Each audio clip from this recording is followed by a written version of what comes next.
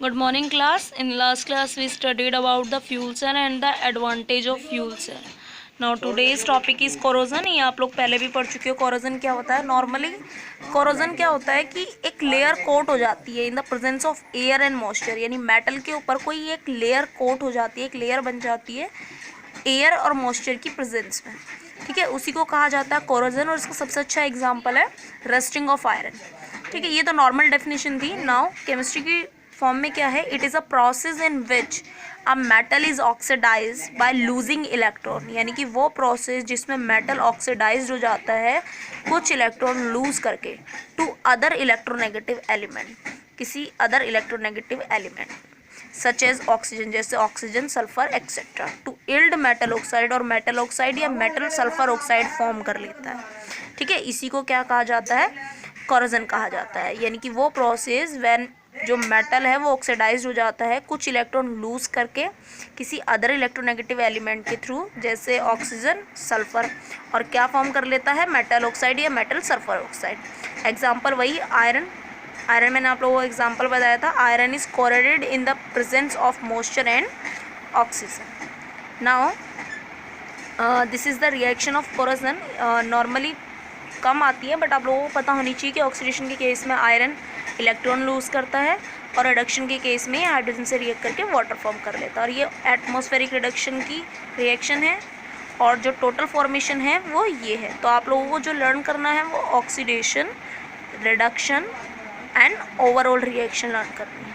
Okay, now इसकी last term है galvanisation. It is a process of coating zinc over iron object to protect it from corrosion, यानी कि वो process जिसमें zinc की coat की जाती है आयरन के ऊपर. क्यों की जाती है? जिससे उसको जंग से बचाया जा सके. और ये कहाँ पर होती है? जो घरों में पाइप्स लगे होते हैं, वाटर पाइप, उन पे होती है. Now next topic is cathodic protection of iron rusting. Cathodic protection क्या होती है आयरन रस्टिंग की? क्योंकि आयरन रस्टिंग से बचाने के लिए नॉर्मली क्या होता है कि बहुत सारी प्रोटेक्शन यूज़ करते हैं हम लोग. तो यहाँ पे है example of electrical protection. The more reactive metal instead of being coated an iron is made in the form of sacrificial anode. A plate of more reactive metal is bird under the earth, कि जो बहुत ज़्यादा reactive metal है उसको अर्थ के अंदर रखा जाए और जो आयरन पाइप या टैंक है उसको इससे कनेक्ट कर दिया जाए बाय वायर्स के थ्रू. तो जो आयरन है यहाँ पे वो कैथोड की तरह वर्क करता है, और जो मोर रिएक्टिव मेटल है वो एनोड की तरह वर्क करता है. The mineral in soil act as a electrolytes. और जो सॉइल के अंदर मिनरल्स हैं वो इलेक्ट्रोलाइट की तरह वर्क करते हैं. Now reactive metal is sacrificed to protect the iron due to oxidation of reactive metal plates is quickly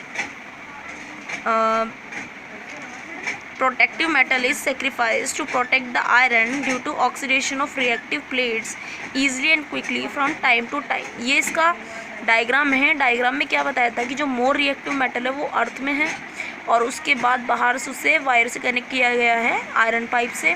ठीक है, तो आयरन कैथोड होता है और जो मोस्ट रिएक्टिव मेटल है वो एनोड होता है, और ये इसे रिप्लेस करने की ज़रूरत होती है टाइम टू टाइम. तो ये होता है हमारा cathodic protection of iron rusting. इससे क्या होता है कि आयरन को बचाया जा सकता है रस्टिंग से. Now product of electrolysis. Under the influence of electric current through molten electrolysis or their aqueous solution, ions move up toward opposite charge electrodes. Many a times the electrode products differ. For example, the electrolysis of molten solution chloride yield sodium metal at the cathode and chlorine gas is liberated at the anode. Electrolysis में मैंने आप लोगों को बताया था कि वो process होता है जिसमें क्या होते हैं, आयन्स दो पार्ट में ब्रेक होते हैं, लेकिन किसकी हेल्प से? करंट की हेल्प से. जब इसमें करंट पास आउट किया जाता है तो क्या होता है कि ये आयन्स दो पार्ट में ब्रेक हो जाते हैं. ठीक है, जैसे यहाँ पे इसने एग्जांपल दिया हुआ है NaCl, Na positive plus Cl negative. At anode के केस में Cl इसने नेगेटिव शो किया है और उसके बाद एक इलेक्ट्रॉन शो कर दिया. फिर इसने क्लोरीन बनाया है Cl प्लस Cl करके, यानी कि Cl2 फॉर्मेशन करके. ओके, तो ये इसकी थी फाइनल रिएक्शन. नाउ इसका नेक्स्ट ओम लॉ. ठीक है, अभी तक हमने जो पढ़ा था वो इलेक्ट्रोलाइटिक सेल और फेराडे लॉ इन सब के बारे में पढ़ा था। एक मोस्ट इंपॉर्टेंट टॉपिक है मोलर कंडक्टिविटी, जिसके लिए आप लोगों को ये सारे टर्म्स पता होने चाहिए। तो फर्स्ट ओम लॉ आप सब लोग जानते हैं, V=IR होता है। यहाँ पे V वोल्टेज है, I करंट है, R रेसिस्टेंस है। और ये ग्राफ में भी आप लोगों को पता है स्ट्रेट लाइन शो होती है, इसलिए मैंने यहाँ पे ज़्यादा एक्सप्लेन नहीं किया। नाउ रेसिस्टेंस क्या होता है? It is the property of a substance by which it obstructs the flow of electric current through it the electrical resistance। ये क्या करता है? obstruct करता है flow of electric current को, ठीक है। R से डिनोट करते हैं। और ये क्या होता है? डायरेक्टली प्रोपोर्शनल होता है लेंथ के और इन्वर्सली प्रोपोर्शनल होता है एरिया के। तो जैसे ही हम रेसिस्टेंस को शो करते हैं L/A के, प्रोपोर्शनलिटी का साइन हटाते हैं, कॉन्स्टेंट यूज़ हो जाता है रो, जिसे कहा जाता है रेसिस्टिविटी। तो रेसिस्टिविटी का फॉर्मूला ये हो जाता है और इसकी यूनिट हो जाती है ohm centimetre. Now next term है मोलर कंडक्टिविटी के केस में ही कंडक्टेंस। कंडक्टेंस क्या होता है?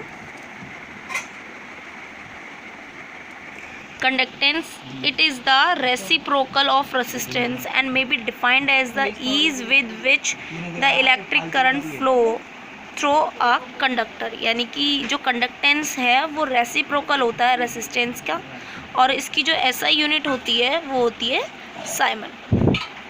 नाउ कंडक्टिविटी को हम कापा से डिनोट करते हैं। It is the reciprocal of resistivity. ये रेसिस्टिविटी का भी रेसिप्रोकल होता है। जैसे कापा = 1/ρ, तो वैसे ही इसका फार्मूला चेंज हो जाता है। जो अभी हमने ऊपर रो का फार्मूला पढ़ा था RA/L, ये पलट जाता है, L ऊपर आ जाता है और L/RA हो जाता है, और 1/R को अभी हमने पढ़ा था G लिख सकते हैं कंडक्टेंस, तो हमने पुट कर दिया। तो ये हमारे फॉर्मेशन बन गई कंडक्टिविटी। कंडक्टिविटी को कापा से डिनोट करते हैं, और जो कापा होता है वो रेसिप्रोकल होता है रेसिस्टिविटी का, और ये इसकी यूनिट है। यूनिट आप लोगों को हर चीज़ की पता होनी चाहिए, तभी आप न्यूमेरिकल कर पाओगे। तो उसकी यूनिट है साइमन सेंटीमीटर, साइमन पर centimetre. Now factor affecting metallic conductance. Electrical conductance through metal is cold metallic और इलेक्ट्रॉनिक कंडक्टेंस। जो इलेक्ट्रिकल कंडक्टेंस है अगर वो मेटल के थ्रू हम यूज़ करते हैं तो उसे मेटलिक या इलेक्ट्रॉनिक कंडक्टेंस कहा जाता है। And is due to the movement of electron. और किसकी वजह से? इलेक्ट्रॉनों के मूवमेंट की वजह से। किस किस चीज़ पर डिपेंड करता है? ये डिपेंड करता है the nature and the structure of metal. ये स्ट्रक्चर ऑफ मेटल पे डिपेंड करता है, उसके नेचर पे डिपेंड करता है।